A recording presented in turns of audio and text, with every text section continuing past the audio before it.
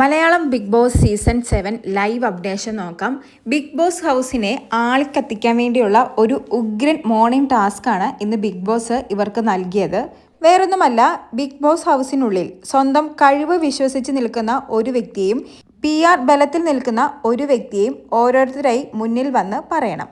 PR ഉണ്ടെന്ന് big boss ഹൗസിനുള്ളിലുള്ളവരും പ്രേക്ഷകരും ഒരുപോലെ പറയുന്നൊരു കണ്ടസ്റ്റൻ്റാണ് അനുമോള്. അതുപോലെ തന്നെ 11 കണ്ടസ്റ്റൻസിൽ 9 പേരും ഇന്ന് PR ഉണ്ട് എന്ന് പറഞ്ഞത് അനുമോളുടെ പേര് തന്നെയാണ്. ആദ്യം ഷാനവാസാണ് വന്നത്. ഷാനവാസും പറഞ്ഞത് PR ഉണ്ട് എന്ന് തോന്നുന്നത് അനുമോൾക്കും അക്ബറിനുമാണ്. കാരണം അക്ബറും പറഞ്ഞിരുന്നു, അനുമോളും പറഞ്ഞിരുന്നു ബിഗ് ബോസ് ഷോയിലേക്ക് വരുന്നതിന് മുമ്പ് PR ടീമുകൾ എന്നെ സമീപിച്ചിട്ടുണ്ടെന്ന്. പിന്നെ PR ഇല്ല എന്ന് തോന്നുന്നത് അനീഷ്, സാബുമാൻ, നെവീൻ ഇവർക്കൊക്കെയാണ്. പിന്നീട് അക്ബർ പറഞ്ഞതും PR ഉണ്ട് എന്ന് തോന്നുന്നത് അനുമോളും PR ഇല്ല എന്ന് തോന്നുന്നത് നെവീനും. അക്ബറിന് അനുമോൾക്ക് PR ഉണ്ട് എന്ന് തോന്നാൻ കാരണം എല്ലാ വീക്കെൻഡ് എപ്പിസോഡിന് മുമ്പ് ആ ആഴ്ച എവിക്ഷനിലുള്ള എല്ലാവരും പെട്ടി പാക്ക് ചെയ്ത് സ്റ്റോർ റൂമിൽ വെക്കണം. പക്ഷേ അനുമോള് പെട്ടി പാക്ക് ചെയ്യുന്ന സമയത്ത് പകുതി ഡ്രസ്സ് മാത്രമേ പാക്ക് ചെയ്യുള്ളൂ. കാരണം അനുമോൾക്കറിയാം ഇപ്പോഴൊന്നും ഔട്ടാവില്ല എന്ന്.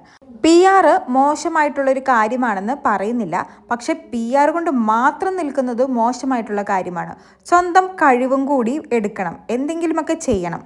അക്ബറിനെയും PR ടീം സമീപിച്ചിരുന്നു. പക്ഷേ ഒരു ഭീമാകാരമായ എമൗണ്ട് ചോദിച്ചത് കൊണ്ടാണ് അക്ബർ PR കൊടുക്കാതെ വന്നത്.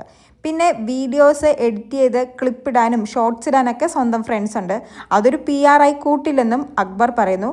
എന്തായാലും അനുമോൾക്ക് PR ഉണ്ട് എന്ന് ആ ബിഗ് ബോസ് ഹൗസിനുള്ളിൽ ഉറച്ചു വിശ്വസിക്കുന്നവർ ഷാനവാസ്, അനീഷ്, ലക്ഷ്മി, അക്ബർ, ആര്യൻ, നെവീൻ, സാബുമാൻ, പിന്നെ ബിന്നി എവിഡൻസ് സഹിതമാണ് അനുമോൾക്ക് PR ഉണ്ട് എന്ന് പറഞ്ഞത്.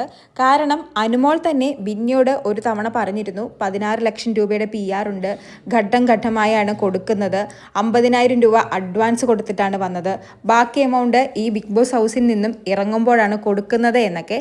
പിന്നെ നൂറയും ആദിലയും ലക്ഷ്മിയുടെ പേരാണ് പറഞ്ഞത്. എങ്കിലും നൂറ വന്ന് നിന്നതേ പറഞ്ഞൊരു കാര്യം അനുമോള് തന്നെ എന്നോട് പറഞ്ഞിട്ടുണ്ട് അനുമോൾക്ക് PR ഉണ്ട് എന്ന്.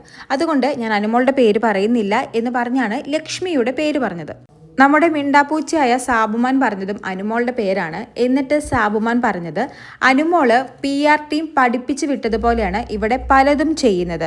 ചില കാര്യങ്ങൾ അല്ലെങ്കിൽ ചില സംഭവങ്ങൾ നടക്കുന്ന സമയത്ത് അനുമോള് ചില ഡയലോഗുകൾ അടിക്കും, കുറച്ച് മാസ് ഡയലോഗുകൾ.